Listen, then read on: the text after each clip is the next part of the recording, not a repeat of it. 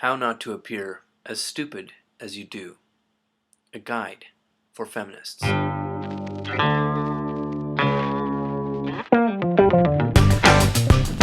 Now, I must preface this guide with a bit of history.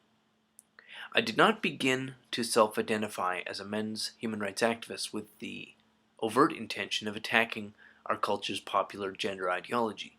In fact, my writing as an MHRA evolved out of the maintenance of what is now a dead and defunct political blog that I began in 2006, mainly to vent my spleen over the apparent insanity of the public political establishment in North America.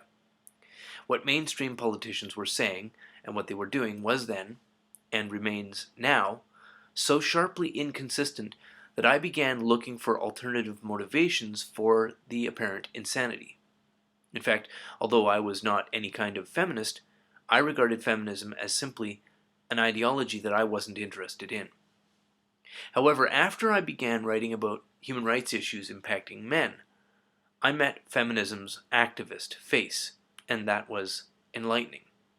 In fact, it became obvious to me that before any real work towards human rights for men could be accomplished, the gender ideologues in direct opposition to human rights would have to be addressed. Professor Janice Fiamengo, who presented a public lecture on modern feminism at the University of Toronto in March 2013, opened her discussion with the following description. She said, "Academic feminism, as it is practiced and disseminated in our universities, is overwhelmingly intellectually empty, incoherent, and dishonest."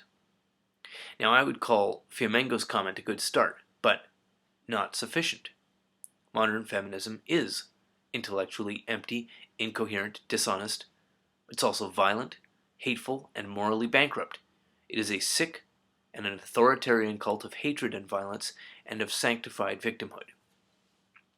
In fact, in almost every instance of men or men's advocates addressing human rights concerns impacting men and boys, the activist proponents of feminism have shown up to silence and to disrupt any such male human rights advocacy. But, in effect, rather than effectively silencing views other than their own, activist feminists have repeatedly demonstrated themselves to be violent, sadistic, amoral, supremacist, bigoted, and totalitarian thugs. In fact, activist gender ideologues have done such a thorough job of monstering themselves that I am now writing and reading this to you to hopefully prevent further self-harm on their part. What follows here is a list of repeated behaviors and expressed positions by gender ideologues, along with my commentary and suggested alternative tactics. The goal for feminists following the provided advice in this article will be for them to appear less stupid, less amoral, less sadistic, less petty, and importantly, to appear more adult than they do at present. So let's begin. Item number 1. Traveling in a large group, wearing masks, carrying weapons, vandalizing private property, and attempting to physically intimidate anyone not in your gang. Does this sound familiar to anybody? It should, because this is a standard trope used in crime action drama films in the 1960s, the 1970s, the 80s, and the 90s. The bad guys wear masks, commit vandalism, and they harass and threaten anyone not in their gang. This is how a lazy scriptwriter establishes a group as the enemies, the antagonists, criminals, or just general villains. Oh yeah, it's also what academic and activist feminists have demonstrated as their preferred response to anyone speaking publicly on gender issues from a non-feminist perspective. In Vancouver, the weapons were box cutters. In Toronto, they were bludgeons. And an armed, angry mob, screaming through megaphones and physically threatening anyone who tried to speak. That was the tactic on display. Even the mainstream media got this on video and then broadcast it with the commentary that it was shameful. So, are feminists trying to model themselves on the criminals of popular cinema, or are they just too stupid to help themselves? Western culture has a long-standing and an important framework for the evaluation of ideas. It's called public discourse and debate. When faced with a non-conforming viewpoint, Isn't it time for feminists to pick up the mantle and actually field an argument more substantive than thought-stopping cliches or threats and empty accusations? Or maybe they think intelligent debate is just too patriarchal for their tastes. Item number 2. Rather than continuing to maintain a public image of themselves as sadistic and arguably sociopathic, laughing and jeering when confronted by the rate of male suicide is probably something that feminists may want to alter in their public behavior. Or laughing and jeering in the face of the male workplace death rate, or the anti-male bias in the family courts, or the male predominance of the homeless, or male infant sexual mutilation, or education, or any of the other major issues addressed by the men's human rights movement. You see, feminists, what I'm going to explain to you, or if you prefer, mansplain, is something that everybody except you already knows. The behaviors of yours I have just cataloged in the previous paragraph are those of amoral sociopaths. That you, feminists, have an established pattern of such behavior in public says that you either are amoral sociopaths or you wish to project that as your public image. And you have certainly convinced me, along with at least a major fraction of the men's rights movement. In fact, if feminists do manage to convince the wider general public that their public behavior, that of violent amoral sociopathy, represents the character of your ideology, then it will be the end of you and the end of feminism. Well, unless through sheer brutal force feminism can colonize the minds and the thoughts of every culture and subculture on the planet, and remake the nonviolent into the violent, and remake the loving into the hateful, and remodel freedom into authoritarian impulse. On the other hand, when faced with the suffering and the death of others, mockery is how an individual or a group demonstrates that the group being laughed at are not human, that they do not merit the basic compassion of other human beings. And this is both a signal to observers that the target group can be brutalized with impunity, and serves as a reassurance that brutality done to the members of that group by those engaging in such mockery is acceptable and not, as would be otherwise the case, monstrous and depraved. And feminists, you are losing control of the narrative, and the vicious, the sadistic, and the amoral character of your movement is increasingly and glaringly obvious. So you just might want to check yourself in a mirror. Dummy. Moving along to item number 3. Unless I'm greatly mistaken, and indeed feminists want to cement their reputation as sexist bigots, one item of feminist rhetoric really should be reconsidered or entirely abandoned. This is the use of the word mansplain to silence and derail anyone else's expressed opinion. Opinions, arguments, or explanations depend for their validity on being from the right people. Right? That is to say, an explanation becomes invalid and void if it is expressed by a member of the wrong demographic. Men, for example. Thus, the shorthand for dismissing an opinion or an argument based on the sexual identity of the speaker. Mansplain. If gender ideologues are ever in need of a better or a more convincing demonstration of their own sexist bigotry, they will have to work hard to find it. Or, assuming you, the listener to this lecture, are one such feminist, have I got it all wrong? Does mansplaining have some other reading besides your opinion is invalid because of your sex? And if I'm wrong, please, go on, explain it to me, and explain it to everybody else how I got this one wrong. Oh, silly me. I already covered this earlier. Maybe gender ideologues think that intelligent and reasoned dialogue and debate is just too patriarchal. But moving along to item number 4.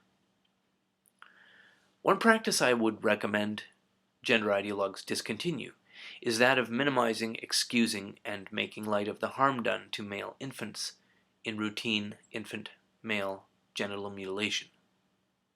Hundreds of male infants die every year in the United States from the trauma, the blood loss, and resulting medical complications following routine ritual genital mutilation.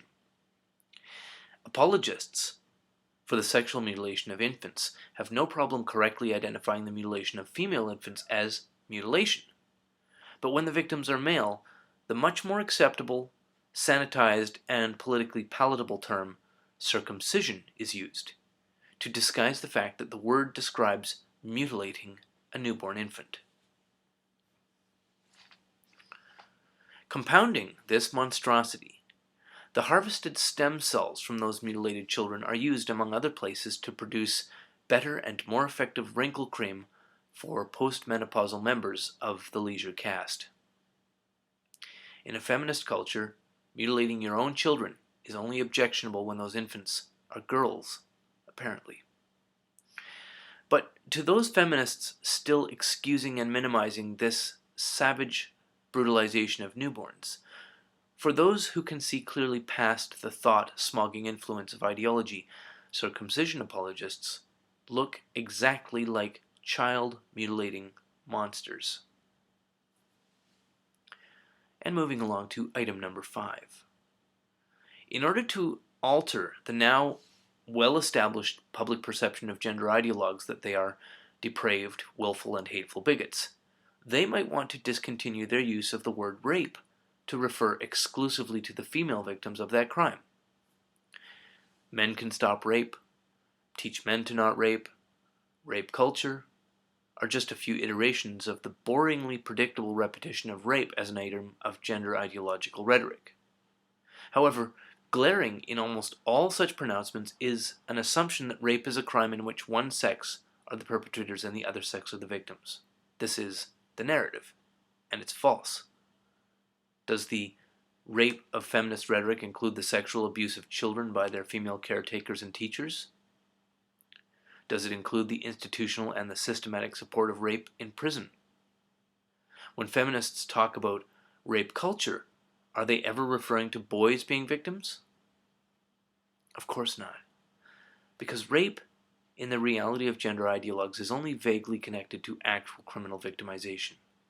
It is mainly a story element in our culture's feminist-driven threat narrative. The victims are female, the perpetrators are male, and the dictionary is used to define men and boys victimized by that crime as if they are winners on a game show. In other words, unless a victim is a member of the correct sexual caste, they are defined out of existence. And if it isn't obvious by this point, use of adjectives like contemptibly corrupt, vile, and vicious, these words will probably throw no additional light on the character of feminist ideology. But moving along to item number 6. To appear less like amoral sociopaths, feminists might also reconsider the continued use of rhetoric in apparent opposition to violence, but with a limiting clause, restricting concern to the least impacted demographic. Stop violence against women is the most prevalent example of this, and it's a phrase with a few different interpretations. One recent poster campaign in Canada included this phrase along with the further limit that in particular men should attend to this imperative, men who, just as a matter of reality, constitute the majority of the victims of violence in society. But the call isn't to stop violence against them, or even just to stop violence, period. The only violence that is of concern is that which impacts women. Expressio unius est exclusio alterius, and I know I'm mutilating the pronunciation of that.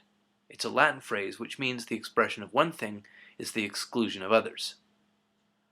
And again, if the character of this ideology is not already obvious, explicit description of it probably won't help. Item number 7.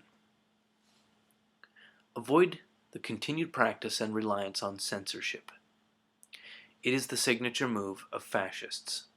Now, just as a reminder, the items in this list are provided as examples for feminists of what not to continue doing in order to appear less stupid, less amoral, less violent, and to appear less vile than they do at present. Moving along to item number 8. We're almost done here. Just one more thing in this list for feminists to do a bit less of, in order to not look like amoral cretins. And that is excusing violence done against boys and men, or excusing violence done by girls and women. Now, before addressing the commonplace ideation of violence within feminist rhetoric, I'll note that this list contained originally 17 items before I edited it down for brevity and for simplicity. And although 17 was far too many for a single article, I could easily have listed 40 to 50 common practices for feminists to avoid in order to appear less stupid. But it would be too long to wade through for most readers or listeners. Certainly even the 8 items remaining in this list are taxing, not necessarily to you, but to me, as I compiled this list. Stupidity, hatred, and violence, and publicly accepted sociopathy tire me.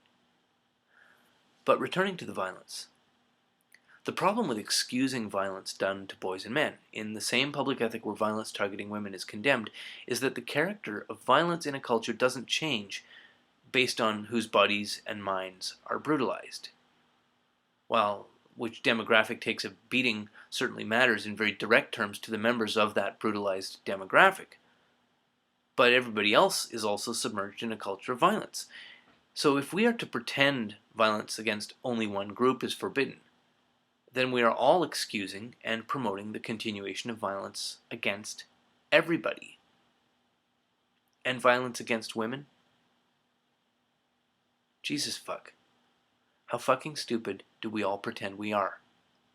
And feminists, if you really want to pretend to be anything except a violent cult of hatred and brutality, this item should be at the top of your list of immediate problems to fix within your own sick cult. Of course, these are just a few examples provided here, I hope, as a guide for gender ideologues and feminists. By following the advice provided in this short discussion, feminists can work towards appearing less stupid, appearing to be less amoral, seeming less sadistic, and presenting as not so violent and sociopathic as they now appear. After all, we don't want anyone to get the wrong impression, do we? I'm John the Other, and of course, I thank you all for your kind attention.